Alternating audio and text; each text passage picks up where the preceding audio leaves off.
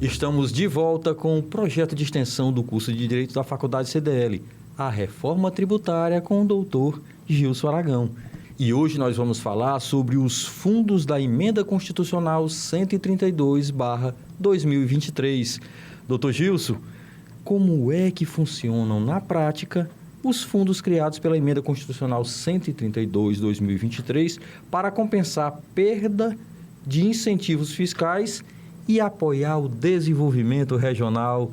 Estamos de volta, doutor Gilson. Essa reforma tributária, ela foi muito profunda. Para que a gente consiga entender por qual a razão da existência desses fundos, né? Os estados, eles têm hoje a competência de cobrar o ICMS, os municípios o ISS e a União Federal as suas espécies tributárias, como PIS, COFINS, né? IPI e outros tributos, né?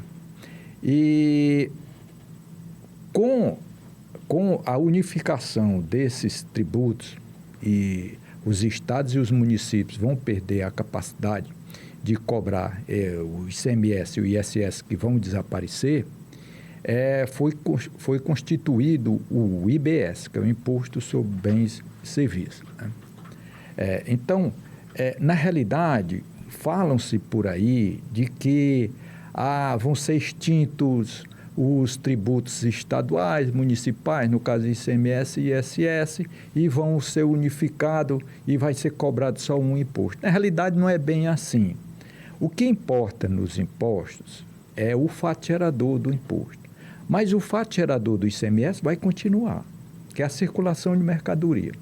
E o ISS também vai continuar, que é o Imposto sobre Serviço, né? Prestação de serviço. Então, vai continuar os dois. Só que os dois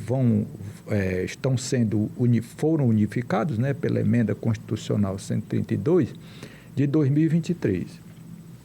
Qual foi a consequência disso? Uma consequência muito grave para os municípios e para os estados.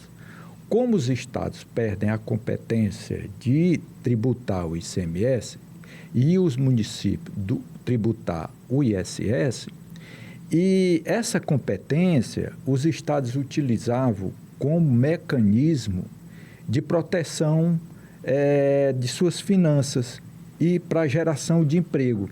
E o que eles faziam? Eles concediam benefícios fiscais.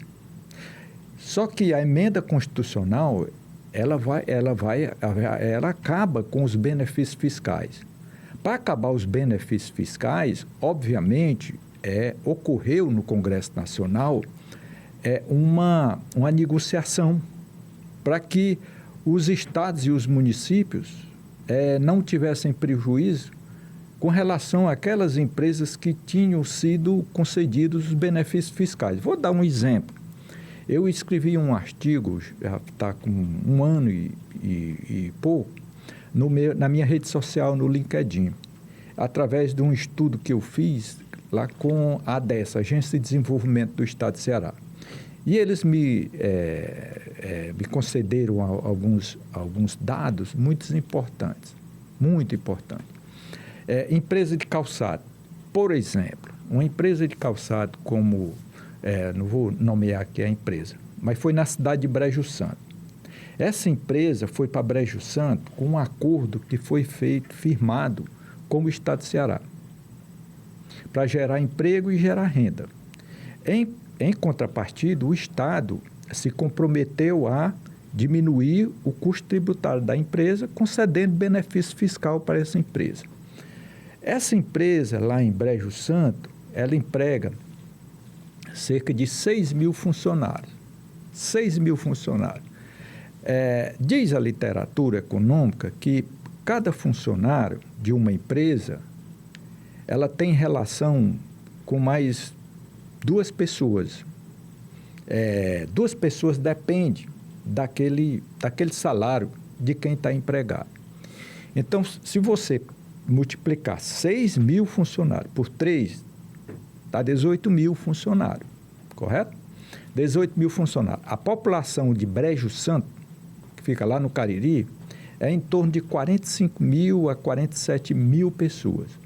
Então, se essa empresa ela sair, em razão da emenda constitucional 132, que acabou com os benefícios fiscais. Se ela sair lá do município de Brejo Santo, o que vai ocorrer?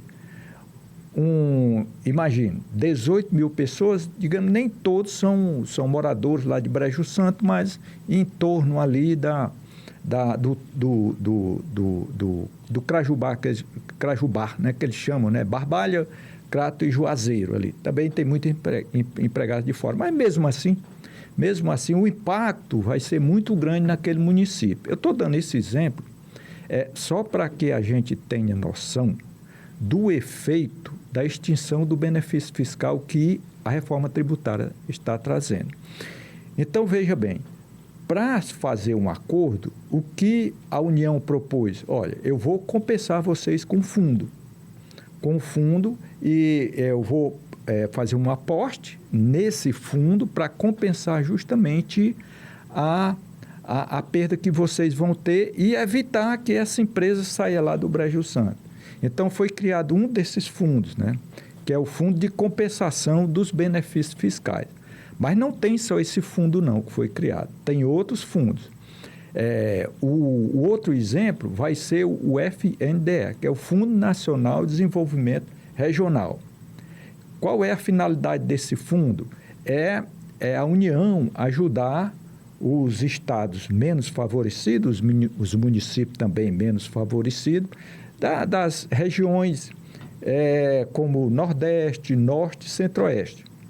Então, as empresas, a finalidade desse fundo é financiar as empresas, essas empresas que vêm investir nesses estados. O estado do Ceará são várias empresas aqui que vieram para cá gerar renda e gerar emprego, gerar investimento, vieram para cá em busca de benefício fiscal. Aí, de repente, essas empresas saem daqui. Então, esses dois mecanismos, que, a meu sentir, foi uma forma muito inteligente da União e dos estados e municípios entraram nesse acordo, pelo menos para amenizar essa perda, né? E não ocorreu o que ocorria nos anos 70, até os anos 80, em que tinha aquele fluxo de pessoas, né, do cearense que ia para o que eles chamavam do sul, né? Ia para o Rio de Janeiro, São Paulo, Brasília, né? Porque aqui no estado de Ceará não proporcionava emprego, né? Então, na realidade, esses dois fundos foram criados. Tem outros fundos que a gente não vai comentar aqui, que é da Amazônia, de proteção lá da Amazônia, e tem um fundo também que é incrível. Ele vai compensar as perdas de arrecadação também, para garantir que os estados e municípios mantenham, pelo menos quando entrar em vigor, na sua plenitude, o IBS, mantenham o mesmo nível de arrecadação. E esse fundo é interessante, ele vai até 2070, né?